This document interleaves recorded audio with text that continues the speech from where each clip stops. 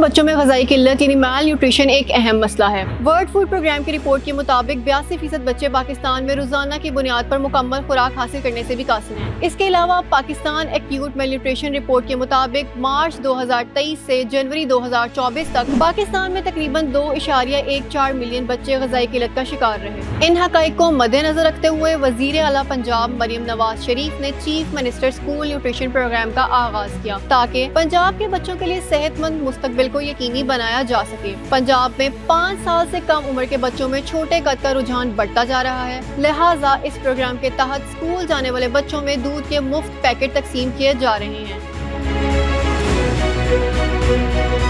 इस वक्त पंजाब के 3 अजला राजनपुर, डीजी खान और मुजफ्फरगढ़ में ये प्रोग्राम जारी है।